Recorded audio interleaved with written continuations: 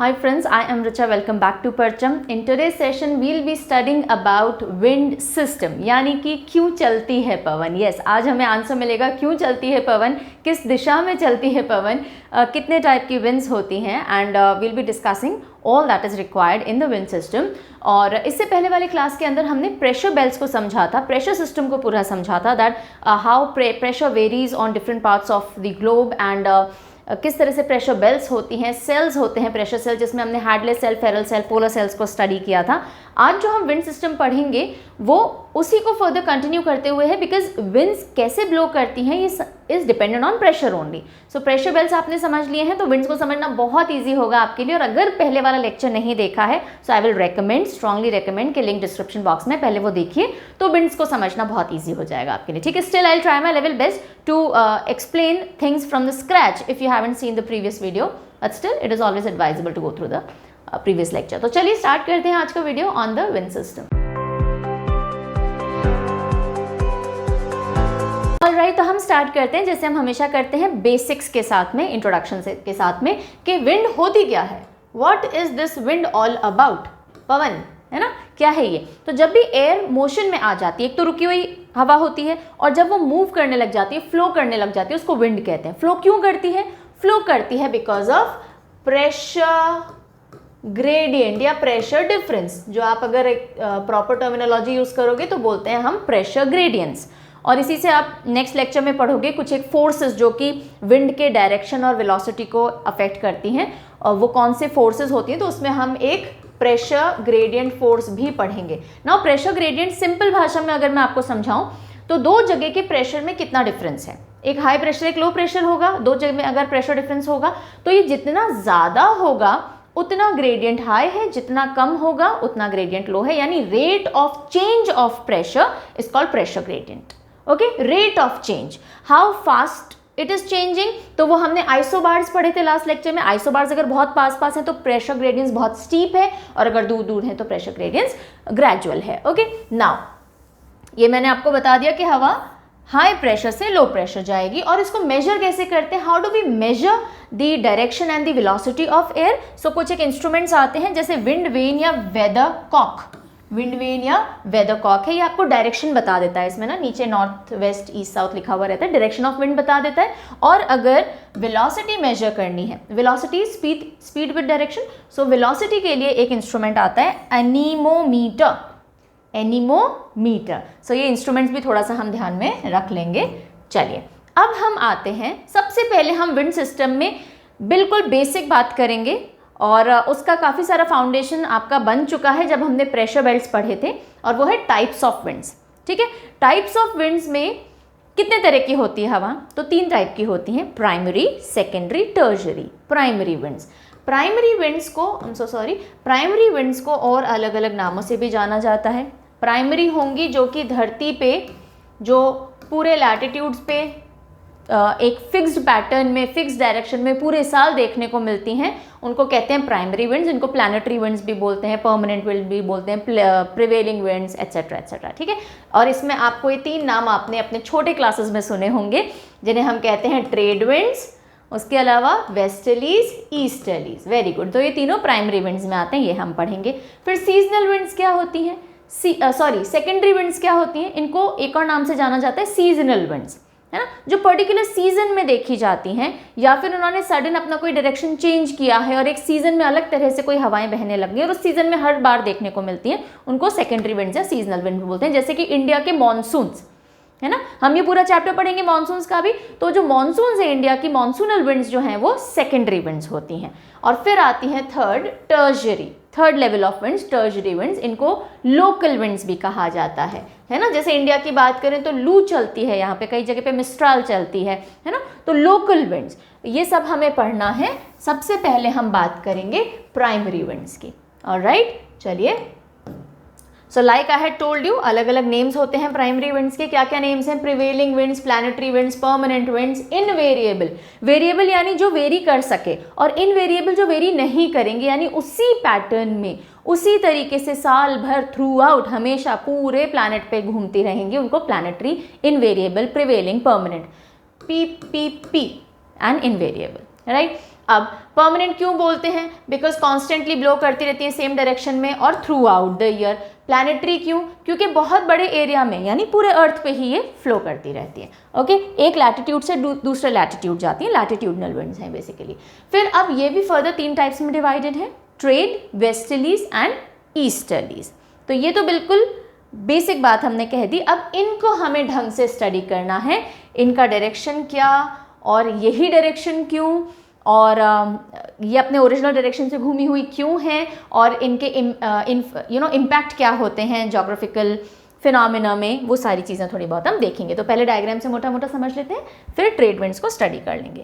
अच्छा, trade winds नाम से समझ में कुछ आ रहा होगा, ट्रेड यानी बिजनेस से रिलेटेड। तो ट्रेड विंड्स वो हवाएं हैं जो कि पहले के टाइम में इन्होंने व्यापार को यानी बिजनेस को, ट्रेड को, खरीद और बेचने को, सामान को यहाँ वहाँ ले जाने को बहुत हेल्प प्रोवाइड की है। इन ट्रेड विंड्स की वजह से अटलांटिक ओशन में से शिप्स का जाना बहुत ईजी और स्मूथ हो जाता था।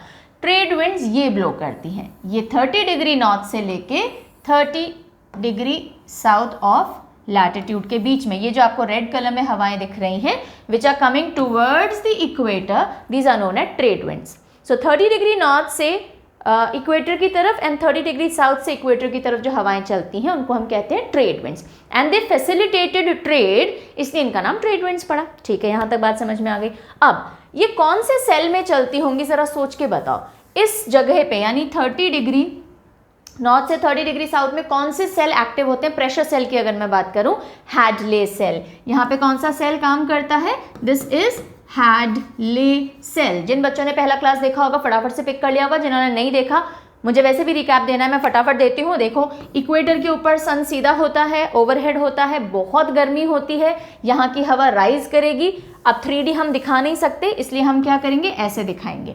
यहाँ की हवा राइज करेगी, ट्रोपोस्फेयर के ऊपर तक जाएगी, ठंडी हो गई बिकॉज ऊपर टेम्परेचर कम है, ठंडी होगी नीचे तो आ नहीं सकती बिकॉज यहाँ से तो कंटिन्यूस गर्म हवा ऊपर आ रही है, तो वो क्या करती है, दोनों साइड में डिफ्लेक्ट हो जाती है, यानी टुवर्ड्स द पोल्स मुड़ जाती है कि ठीक है नीचे तो जा नहीं सकती। अब टुवर्ड्स द पोल मुड़ के जब थोड़ा रास्ता कवर करती है तो पहले ठंडी हो चुकी है, भारी हो चुकी है, और ठंडी होती है तो इतनी भारी हो जाती है कि यहाँ पे डिसेंड कर जाती है, यानी गिर जाती है। कहाँ जाके गिरती है? 30 degrees north and south degree latitudes पे। ठीक है, अब इसको 3D इमेजिन करना, यहाँ से हवा उठी, ये मुड़ी और फिर जाके गिर गई। ओके, और 2D में हम ऐसे दिखाते हैं। तो ये हो गया low pressure, let me change the colour, ये हो जाता है लो प्रेशर, है ना, ये एरिया लो प्रेशर हो गया बिकॉज यहाँ से एयर राइज कर गई और आकर के गिरी यहाँ पे है, तो ये हो गया high pressure area. Yes, this is low pressure and that is high pressure. हवा कहाँ से कहाँ चलेगी? हाई प्रेशर से लो प्रेशर। तो ये हवा चलना शुरू होती है इस तरफ। लेकिन आप बोलोगे मैम आप तो सीधी बना रहे हो, हवा तो ऐसे जा रही है, क्यों? यस, ये जो डिफ्लेक्शन है यानी जो डायरेक्शन चेंज हो रहा है, this is because of Coriolis effect या कोरियोलिस फोर्स, कोरियोलिस। ओके, तो विंड्स का डायरेक्शन, प्लैनेटरी विंड्स का, प्राइमरी विंड्स का डायरेक्शन क्यों चेंज हो रहा है? This is because of Coriolis effect या कोरियोलिस फोर्स। अब ये क्या है अभी मैं बताऊंगी। तो पहले देखो, ये यहाँ से उठ के यहाँ गई, ये हाई प्रेशर है। सिमिलरली सदर्न हेमिस्फेयर में देखोगे तो ये 30 डिग्री साउदर्न लैटिट्यूड भी हाई प्रेशर है, तो हवा यहाँ जानी चाहिए लेकिन डिफ्लेक्ट होकर के इस तरफ आ जाती है। ठीक है, यहाँ तक बात समझ में आई। डिफ्लेक्शन का अभी हम डिस्कशन करेंगे क्यों कैसे, पर इतनी बात आपने समझ ली, फाइन। नाउ ये जो ट्रेड विंड्स है ये बेसिकली 30 डिग्री लैटिट्यूड पे हवा के सबसाइड होने से बन रही है, क्योंकि बहुत सारी हवा नीचे आ रही है, सबसाइड हो रही है, हाई प्रेशर क्रिएट हो रहा है। तो जब ये ट्रेड विंड्स प्रोड्यूस होती हैं, जब इनका जन्म होता है, तो ये बहुत स्टेबल विंड्स होती हैं। यहाँ हाई प्रेशर था, यहाँ आती हैं, ठंडी भी होती है कंपेरेटिवली, कंपेयर टू इक्वेटर ये ठंडी होती है बिकॉज सबसाइड करके आ रही हैं, भारी हैं। जैसे जैसे इक्वेटर की तरफ आती हैं, ये जब जर्नी कवर करती हैं तो इक्वेटर के आसपास यहाँ पे गर्मी है, टेम्परेचर इज हाई। तो जैसे ये इक्वेटर के पास आती जाती हैं, ये धीरे धीरे वार्म होती जाती हैं, मॉइस्चर इकट्ठा कर लेती हैं, और जैसे ही इक्वेटर के पास आएंगी, इक्वेटर के पास पहुँचते ही ये वापस राइज कर जाती हैं। 3D समझना, राइज यानी ऐसे उठ जाएंगी, राइट। ये दोनों पास में आई और आकर के उठ गई। और इस वजह से जब ये ऊपर जाती हैं तो बहुत सारे क्लाउड्स बनाएंगी फिर, और फिर हैवी रेन्स होती हैं, है ना। तो ये साइकिल चलती रहती है और इसीलिए इक्वेटर बेल्ट पे बहुत ज़्यादा रेन्स होती हैं। The reasons are these trade winds. Now एक और चीज़ हमने पिछले सेशन में बात की थी, ये जो वर्ड आपको यहाँ दिख रहा है डोलड्रम्स। ये देखो ट्रेड विंड्स को आपस में टकराता हुआ भिड़ता हुआ नहीं दिखाया जा रहा है ना। ट्रेड विंड्स आती है, दीज कम, और ये उठ जाती हैं, तो आपस में कभी ये एकदम कन्वर्ज या फिर मैं क्या बोलूँ हेड ऑन भिड़ती नहीं है, राइट। बिकॉज जैसे जैसे आती है इक्वेटर के पास 5 डिग्रीज के आसपास पहुंच के इतनी गर्म हो जाती हैं कि उठ जाती हैं। तो ये जो बीच का हिस्सा होता है 5 डिग्रीज नॉर्थ एंड साउथ वाला, ये जो बीच का हिस्सा होता है इक्वेटर के, इसको हम काम जोन या फिर डोलड्रम्स कहते हैं, क्योंकि यहाँ पे हवाएं बिल्कुल शांत होती हैं, बिल्कुल शांत, क्योंकि आसपास की हवाएं लाइट होके उड़ चुकी हैं, हेड ऑन भिड़ती नहीं है। अगर भिड़ रही होती तो फिर यहाँ पे स्टॉर्म्स की सिचुएशन हो रही होती, उथल पुथल हो रही होती एटमॉस्फेयर में, जबकि यहाँ पे कंप्लीट शांति है। और क्यों है अब आप समझ गए, क्योंकि ये हवाएं आ रही हैं एक दूसरे के टुवर्ड्स, लेकिन हेड ऑन टकरा नहीं रही हैं, कन्वर्ज करती हैं, गर्म होके उठ जाती हैं, तो आपस में टकराव वाली सिचुएशन है। और दोनों हवाएं सेम नेचर की हैं, दोनों वार्म एयर हैं जब मिल रही हैं तो, है ना। जब अलग अलग नेचर की हवाएं होती हैं, जैसे कि सब पोलर फ्रंट्स पे होंगी, एक तरफ से थोड़ी गर्म हवा आ रही है, एक तरफ से बहुत ठंडी हवा आ रही है, तो फिर फ्रंट्स बनते हैं, साइक्लोन्स बनते हैं, टकराव होता है। लेकिन ये दोनों ट्रेड विंड सेम नेचर की हैं, तो ना आपस में ज़्यादा कुछ टकराती हैं, ना शोर शराबा करती हैं, इसलिए ये जो ITCZ हम बोलते हैं, इंटर ट्रॉपिकल कन्वर्जन जोन और डोलड्रम्स, ये वाला एरिया शांत एरिया है। इंटर ट्रॉपिकल कन्वर्जन जोन यानी ट्रेड विंड्स आकर के कन्वर्ज यहाँ हो रही है इक्वेटर पे, और ये एरिया डोलड्रम है, शांत है। यहाँ तक की बातें समझ में आ गई, कोई प्रॉब्लम नहीं होनी चाहिए, है ना। अब ये कोरियोलिस फोर्स मैं अगले स्लाइड पे समझाऊंगी, इतना ट्रेड विंड्स फटाफट देख लेते हैं। तो I hope things are clear. चलो हैडले सेल हमने वापस से समझ लिया क्या होता है। सो हैडले सेल के अंदर जो विंड्स चल रही हैं वो ट्रेड विंड्स हैं, और दोनों हेमिस्फेयर पे चलती है, नॉर्दर्न हेमिस्फेयर पे भी, सदर्न हेमिस्फेयर में भी। ये सब ट्रॉपिकल हाई प्रेशर बेल्ट से इक्वेटोरियल लो प्रेशर बेल्ट पे चलती है। ये है सब ट्रॉपिकल हाई प्रेशर बेल्ट, हमने पढ़ा था 30 to 35 degrees north and south, और ये है इक्वेटोरियल लो प्रेशर, यहाँ पे हाई है और ये सब ट्रॉपिक्स हैं, इसलिए इसको सब ट्रॉपिकल हाई प्रेशर बोलते हैं, इक्वेटोरियल लो प्रेशर हो गया ना। Flow towards the equator from, अब डायरेक्शन देख लो, डायरेक्शन, अच्छा यही डायरेक्शन क्यों है, यही डायरेक्शन क्यों है ये भी समझेंगे। वैसे तो समझ लिया, यहाँ से हवा उठी गिरी, अब गिरी तो नीचे आएगी, ये हवा उठी गिरी तो नीचे आएगी, अब टुवर्ड्स द इक्वेटर जाएगी। अब ये कोरियोलिस फोर्स है जिसकी वजह से ये डिफ्लेक्ट कर जाती है। तो अब जब डिफ्लेक्ट कर रही है तो ये साइड कौन सा है, नॉर्थ ईस्ट, और ये साइड कौन सा है, ये साइड है साउथ वेस्ट, दिख नहीं रहा है मार्कर से, ओके, ये है साउथ वेस्ट, ये है नॉर्थ ईस्ट। सो नॉर्दर्न हेमिस्फेयर में नॉर्थ ईस्ट से साउथ वेस्ट आ रही है, सदर्न हेमिस्फेयर की बात करें तो साउथ ईस्ट से नॉर्थ वेस्ट जाएगी। तो आपको ये डायरेक्शन रटने की जरूरत नहीं है, वो तो आप एक बार डायग्राम बनाओगे तो उसको देख करके भी लिख सकते हो, ठीक है। So they flow towards the equator from north east in northern hemisphere, north east से आती हैं, and from south east in southern hemisphere, south east से सदर्न हेमिस्फेयर में आती हैं। तो नॉर्थ ईस्ट से यहाँ आई, ये साउथ ईस्ट से यहाँ आई, okay. Trade winds are descending and stable at surface of their origin, यानी कि ओरिजिन कहाँ है इनका, सब ट्रॉपिकल बेल्ट पे, ये रहा, यहाँ पे ये शांत तो नहीं बोलेंगे, स्टेबल होती हैं कंपैरेटिवली, और जैसे जैसे ये इक्वेटर की तरफ आती हैं वार्म होती हैं और इक्वेटर के पास आके कन्वर्ज करती हैं, यानी एक दूसरे की तरफ आती हैं और गर्म होके ऊपर उठ जाती हैं, ऊपर जाके ठंडी होंगी, क्लाउड्स बनाएंगी, कुछ तो क्लाउड्स बनाती हैं, बारिश करती हैं, बाकी उधर डिफ्लेक्ट हो जाती हैं, सेम साइकिल चलती रहेगी। और ऐसे coming over to Coriolis effect, क्या होता है कोरियोलिस इफेक्ट। वैसे हम कोरियोलिस इफेक्ट पूरा डिटेल में बाद में पढ़ेंगे, मोस्ट प्रॉब्ली नेक्स्ट लेक्चर में, पर अभी थोड़ा सा ब्रीफिंग दे देती हूँ। नॉर्दर्न हेमिस्फेयर में, ये आपको जो दोनों इमेजेस दिख रही हैं नॉर्दर्न हेमिस्फेयर के, यानी उत्तरी गोलार्ध में, जब कभी भी विंड की बात करें तो विंड की बात करते हैं, ठीक है। जब कभी भी विंड टूवर्ड्स द इक्वेटर आ रही हो या अवे फ्रॉम द इक्वेटर जा रही हो, कुछ भी केस हो, तो विंड अपने राइट साइड मुड़ जाती है, डिफ्लेक्ट हो जाती है। यहाँ आते ये यहाँ मुड़ गई, ये राइट साइड ही हुआ ना, ये देखो अपना राइट नहीं, हवा का राइट देखना, ये इस साइड आ रही थी, ये इसका राइट हो गया तो राइट में मुड़ गई, या ऊपर जा रही थी, ऊपर जाते जाते ये इधर मुड़ गई। तो जब कभी भी हवा नॉर्दर्न हेमिस्फेयर में चलेगी, long distance winds Coriolis effects हमेशा लॉन्ग मोशन वाले ऑब्जेक्ट्स पे या विंड्स पे ही काम करेगा, छोटी छोटी हवाओं पे, छोटे डिस्टेंसेस पे इतना इम्पैक्ट नहीं डालता है, रुकी हुई चीज़ों पे इम्पैक्ट नहीं डालता है, ठीक है। और ये कोई डायरेक्ट फोर्स नहीं है, अर्थ रोटेट करती है, उस वजह से अर्थ का जो एटमॉस्फेयर है वो भी रोटेट करता है, और रोटेशन में इक्वेटर की स्पीड सबसे ज़्यादा रहती है और पोल्स पे स्पीड सबसे कम रहती है, बिकॉज इक्वेटर को सबसे लंबी दूरी तय करनी है 24 घंटे के अंदर। इक्वेटर की सर्कमफ्रेंस सबसे ज़्यादा है ना। अर्थ कैसी है, अर्थ ऐसी है फैली हुई थोड़ी सेंटर में से, थोड़ी टेढ़ी बन गई हमारी अर्थ, है ना। तो यहाँ पे सर्कमफ्रेंस कम है, इक्वेटर पे सर्कमफ्रेंस सबसे ज़्यादा है, तो 24 आवर्स ही हैं दोनों के पास एक राउंड को पूरा करने के लिए, इस पॉइंट पे वापस आने के लिए। तो इक्वेटर को जल्दी जल्दी भागना पड़ता है और पोल्स आराम आराम से चलते हैं। तो ये जो स्पीड डिफरेंस है, रोटेशन स्पीड का जो डिफरेंस आता है at the equator and at the poles या थ्रू आउट द लैटिट्यूड्स, उसकी वजह से कोरियोलिस फोर्स का जन्म होता है बोल लीजिए, उसका असर देखने को मिलता है। और असर ये है कि नॉर्दर्न हेमिस्फेयर में जो विंड है वो अपने राइट साइड डिफ्लेक्ट होती है और सदर्न हेमिस्फेयर में अपने लेफ्ट साइड डिफ्लेक्ट हो जाती है, ठीक है। अब ये तो मैंने एक जनरल सी स्टेटमेंट दे दी जो आपको हर जगह लिखी हुई मिल जाएगी। ऐसा क्यों होता है, नहीं जाना तो काम नहीं खत्म होगा, है ना।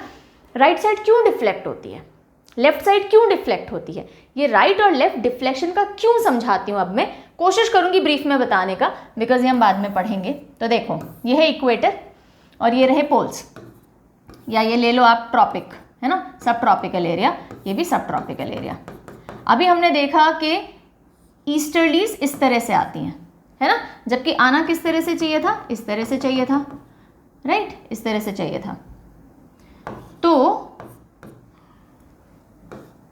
अब होता क्या है कि इक्वेटर को लाइक आई सेड ज़्यादा दूरी तय करनी है उसी सेम फिक्स्ड अमाउंट में 24 घंटे के अंदर। तो इक्वेटर की स्पीड कंपैरेटिवली जो होनी चाहिए, यानी कि जो ये यहाँ पे रोटेशन की जो स्पीड होगी वो फास्ट होनी चाहिए, बिकॉज टाइम उतना ही है और डिस्टेंस ज़्यादा कवर करना है, तो ऑफकोर्स ये बात है स्पीड बढ़ेगी, और ये स्पीड पोल्स पे कम है।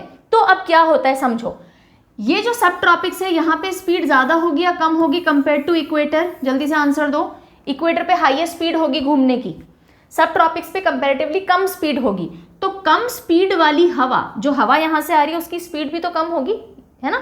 तो कम स्पीड वाली हवा जब ज़्यादा स्पीड वाले जोन में आती है तो उसको आना था पॉइंट 1 पे, लेकिन जब तक वो पॉइंट 1 पे आती है पॉइंट 1 आगे निकल चुका है, और वो फिर कहाँ जाके लैंड करती है, पॉइंट 2 पे लैंड करती है। समझे ये बात। तो ये पीछे रह गई, कहाँ रह गई, ये पीछे रह गई, बिकॉज अर्थ इस तरह से घूम रही है ना, अर्थ वेस्ट टू ईस्ट घूम रही है, तो ये सीधे आते आते सीधे ना आके पीछे रह गई, बिकॉज इसकी स्पीड इक्वेटर की स्पीड से कम थी इस जोन की। सिमिलरली अगर पोल वाली हवा सब पोलर रीजन में आएगी तो पोल्स की स्पीड सब पोल से कम है, तो कम है तो जब तक वो सब पोल्स पे पहुंचेगी वो सीधे ना आके वो पीछे रह जाएगी, बिकॉज सब पोल्स आगे बढ़ चुके हैं। और ये देखो पीछे रहने का मतलब भी अपने राइट साइड डिफ्लेक्ट कर रही है। यही सेम चीज़ अब आप जब वेस्टर्लीज अभी मैं पढ़ाऊंगी, सिंपल देख लो, कोई भी हवा अगर यहाँ से ऊपर जा रही है, ये हाई स्पीड वाला जोन है कंपेयर टू दिस, तो हाई स्पीड से जब आप स्लो स्पीड पे जाओगे तो अब देखो आप ये जो हवा जा रही है इसकी स्पीड भी ज़्यादा है, तो इसको पहुंचना था यहाँ क्योंकि, लेकिन इसकी स्पीड ज़्यादा है तो ये आगे पहुंच जाती है, क्योंकि ये वाला जोन तो धीरे धीरे धीरे धीरे घूम रहा है, इसका जोन जहाँ से ये आई है वो फास्ट घूमता था, ये उसी की स्पीड लेते हुए आ रही है आगे। लेकिन जब ये इधर पहुंची तो इसने देखा अरे मुझे 1 पॉइंट पे पहुंचना था, फॉर एग्जाम्पल मुझे 1 पॉइंट पे पहुंचना था, लेकिन हुआ क्या कि ये 1 पॉइंट तो अभी आया ही नहीं है, 1 पॉइंट तो धीरे धीरे धीरे आएगा, मेरा वाला 1 पॉइंट की स्पीड नहीं है इसकी, मेरे जोन जैसी स्पीड नहीं है, इस जोन की स्पीड धीरे धीरे धीरे धीरे है, तो ये विंड तब तक आगे निकल गई जब तक ये 1 पॉइंट पहुंचा, समझे, क्योंकि इसकी स्पीड इस वाले जोन जितनी थी, यानी ज़्यादा थी कंपेयर टू दिस जोन। तो जब आप इक्वेटर से ऊपर की तरफ जाओगे तो आप हाई स्पीड से लो स्पीड साइड में जा रहे हो, तो आप आगे निकल जाओगे, कहाँ निकल जाओगे, आगे। और जब आप टुवर्ड्स द इक्वेटर आ रहे हो, आप लो स्पीड से हाई स्पीड जोन में आ रहे हो, तो आप पीछे रह जाओगे। बस इस आगे पीछे को समझ लोगे तो आपको कोरियोलिस इफेक्ट, ये देखो ये दोनों राइट साइड है, ये भी राइट है ये भी राइट है, तो बात वही है, पर मैंने समझा दिया ऐसा क्यों होता है, समझ में आई ये बात, है ना। तो दिस इज द क्यों ऑफ इट, लेकिन ये सब आपको एग्जाम में लिखने की जरूरत नहीं है, ये सिर्फ मैंने आपकी जिज्ञासा अगर आपके अंदर होती हो, जैसे मेरे अंदर होती है जब भी मैं कुछ पढ़ती हूँ कि ऐसा क्यों है, तो मैं उस क्यों तक जाना चाहती हूँ, इसलिए मैंने आपको बता दिया। आप में से कई बच्चे हो सकता है मेरे जैसे हों जिनको सब कुछ जानना है क्यों। सो कोरियोलिस फोर्स समझ में आ गई। नॉर्दर्न हेमिस्फीयर में क्या होगा कि राइट साइड डिफ्लेक्ट हो जाएंगी विंड्स, और सदर्न हेमिस्फीयर में ऑपोजिट हो जाएगा, लेफ्ट साइड डिफ्लेक्ट हो जाएंगी। ओके चलिए, तो ये था हमारा ट्रेड विंड्स। अब हम आते हैं वेस्टर्लीज पे। किस पे आते हैं? वेस्टर्लीज पे। पढ़ेंगे बाद में, पहले समझ लो। चलो आ जाओ। वेस्टर्लीज, वेस्टर्लीज हैं ये 30 डिग्री नॉर्थ से लेके 60 डिग्री नॉर्थ और 30 डिग्री साउथ से लेके 60 डिग्री साउथ वाले एरिया में, है ना। यहाँ पे जो हवाएं चलती हैं ये, इनको बोलते हैं वेस्टर्लीज। वेस्टर्लीज क्यों नाम पड़ा? क्योंकि ये वेस्ट साइड से चल रही हैं, जिस दिशा से चालू होती हैं, जिस डायरेक्शन से स्टार्ट होंगी विंड्स, वो वाला नाम वो ले लेती हैं। ये देखो वेस्ट साइड से चालू हो रही है ना, इसलिए इन्होंने वेस्टर्लीज नाम ले लिया। अब यहाँ पे कौन सा सेल काम करता है प्रेशर का? सोच के बताओ। फेरल सेल, है ना। ये फेरल सेल वाला जोन है, फेरल। ओके, और फेरल सेल कैसे बना था, कैसे काम करते हैं, हमने क्या पढ़ा था? जल्दी से एक रिकैप ले लेते हैं। तो देखो हमने बात किया था कि ये जो 60-65 वाला जो degree north and south latitude है, सिर्फ नॉर्थ में समझा देती हूँ, ये होता है सब पोलर। सब पोलर पे क्या होता है कि जो सेंट्रीफ्यूगल फोर्स होती है, यानी अर्थ घूम रही है, अर्थ घूमने की वजह से जो बाहर की तरफ धक्का देती है ना, जो फोर्स सेंट्रीफ्यूगल फोर्स होती है जो बाहर की तरफ पुश करती है, तो वो जो बाहर वाली फोर्स होती है वो यहाँ की हवाओं को थोड़ा सा ऊपर उठा देती है। ऊपर यानी ऐसे उठेंगी, पर आप 2D में ही समझो, थोड़ा सा ऊपर उठ गई। ऑल्सो बिकॉज यहाँ से जो पोलर पोल्स की तरफ से भी हवाएं यहाँ आती हैं, बिकॉज पोल्स पे हाई प्रेशर होता है, तो यहाँ से भी हवा आई।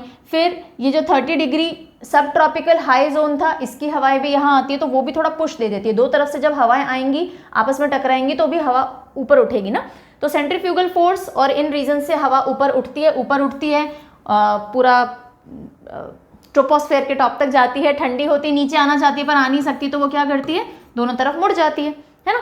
अब जब ये मुड़ती है तो यहाँ तक पहुँचती है, ठंडी तो हो ही रही है, भारी हो गई और वो गिर जाती है।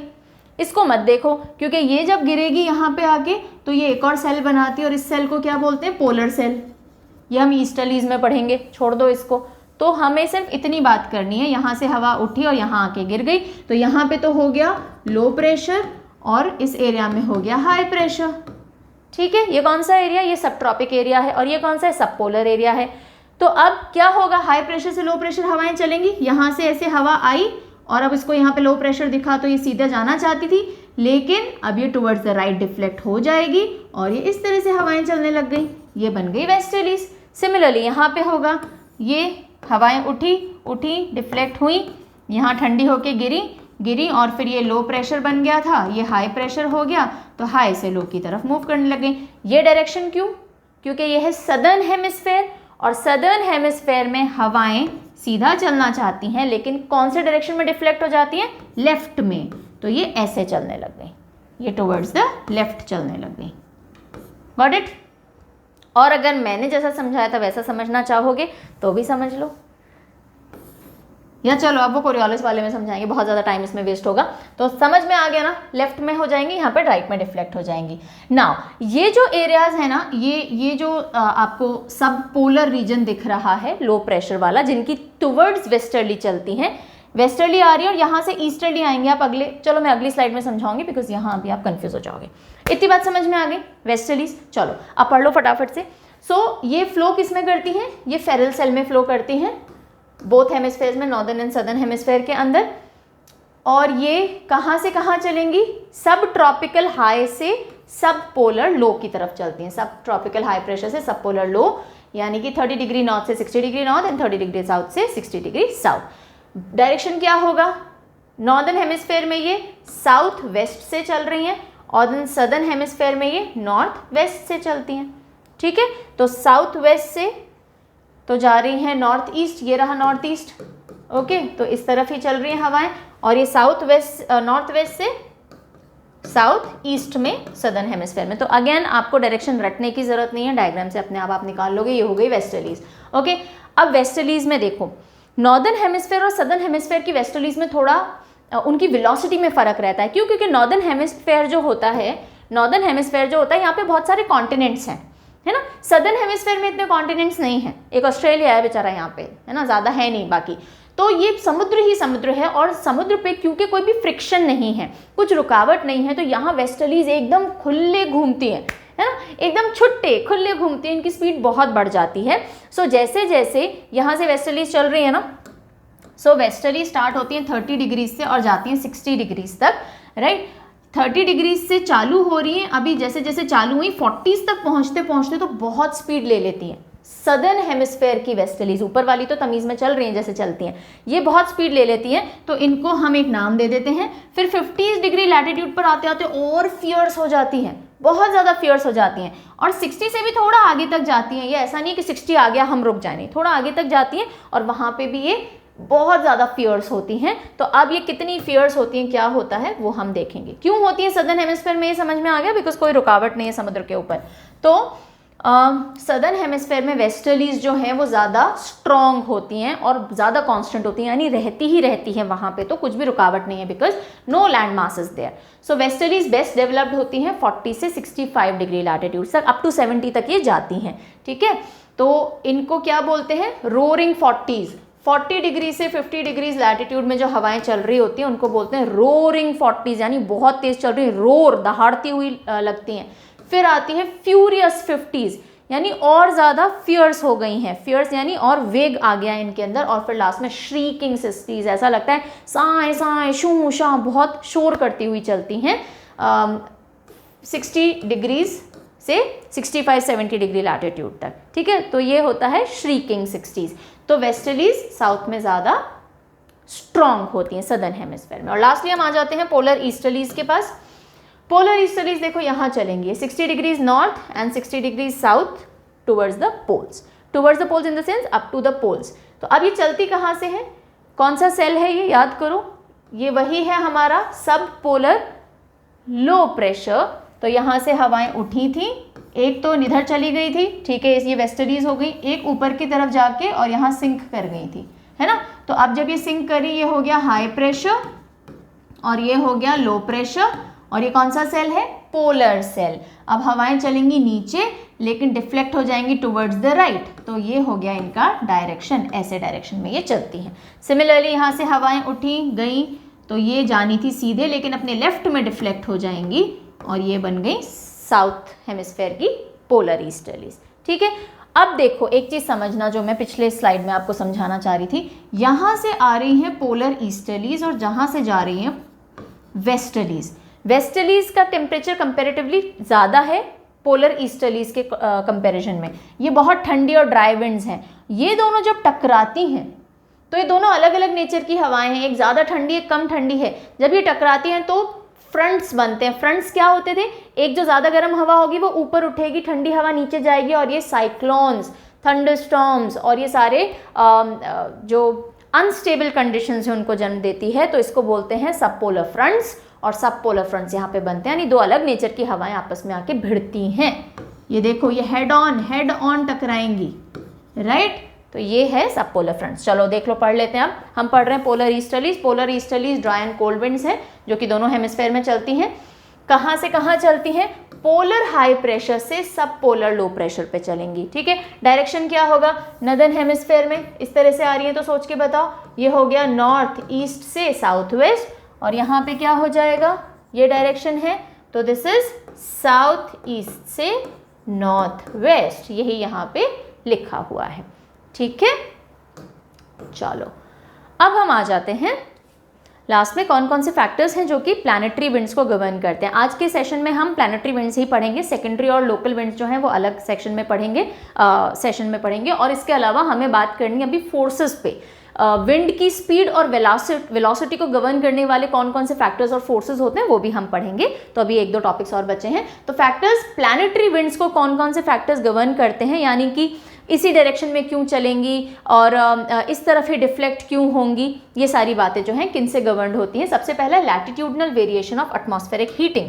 इसका क्या मतलब हुआ भाई, अलग अलग लैटिट्यूड्स जो होते हैं वो अलग तरह से हीटेड होते हैं। इक्वेटर पे ज़्यादा गर्मी है, सब पोल्स पे कम गर्मी है, तो जहाँ पे ज़्यादा गर्मी होगी पोल्स के मुकाबले, जैसे तो पोल्स का हाई प्रेशर है, इधर लो प्रेशर है, तो अलग अलग वेरिएबल हीटिंग जो है लैटिट्यूड्स की, उनसे ये planetary winds they are born, है ना। Pressure is the ultimate determiner of wind flow. तो विंड क्यों बहती है, प्रेशर की वजह से, प्रेशर क्यों है, टेम्परेचर की वजह से, टेम्परेचर में डिफरेंस क्यों है, सन का इंसोलेशन अलग अलग आ रहा है, लेकिन आपके पास तो इमीडिएट रीजन क्या है, प्रेशर है। लेकिन इसमें और भी सारे फैक्टर्स बता रखे हैं कि जो प्लैनेटरी विंड्स चलती है ना, ये किन किन से गवर्न है। तो देखो ये टेम्परेचर भी इस पे असर डालता है, प्रेशर बेल्ट, इसकी वजह से प्रेशर बेल्ट्स अराइज हो गई, इक्वेटर पे लो प्रेशर बेल्ट आ जाएगा, सब ट्रॉपिक पे हाई आ जाएगा, फिर पोल्स पे हाई आ जाएगा, इस तरह से। और जो एपरेंट पाथ है सन का वो भी माइग्रेट करेगा। अभी मैंने पढ़ाया नहीं है, एक बार सिर्फ हिंट दिया था कि जो इंटर कन्वर्जेंस ट्रॉपिकल जोन होता है ITCZ, जो इक्वेटर पे होता है, बताया था मैंने, जब नॉर्दर्न हेमिस्फेयर में समर्स होते हैं यानी जून जुलाई वाला जो टाइम होता है, तो ये ITCZ ट्रॉपिक ऑफ कैंसर पे खिसक जाता है। मॉनसून जो है ना वो इसी वजह से आता है इंडिया के अंदर, या जितने भी ट्रॉपिक ऑफ कैंसर पे देश हैं उनके अंदर मेजरली। तो बेसिकली जो मूवमेंट हो रहा है सन का, उस वजह से ये बेल्ट्स ऊपर नीचे शिफ्ट होती हैं, उस वजह से भी अफेक्ट होता है।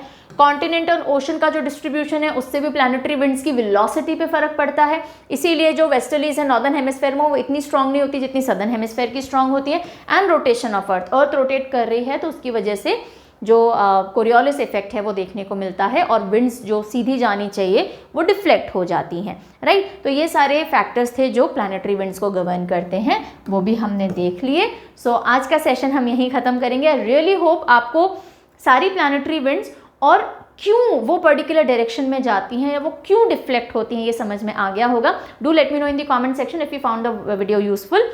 एंड आगे क्या पढ़ना है, वैसे तो आई नो आपको क्या पढ़ना है, still if there is any particular demand तो आप मेंशन कर सकते हो। And a magnificent building rest on a strong foundation. Similarly आपके जो भी हायर कॉन्सेप्ट्स होंगे वो इन्हीं बेसिक कॉन्सेप्ट्स पे बिल्ड होंगे, तो इनको हमेशा अच्छे से पढ़ना चाहिए।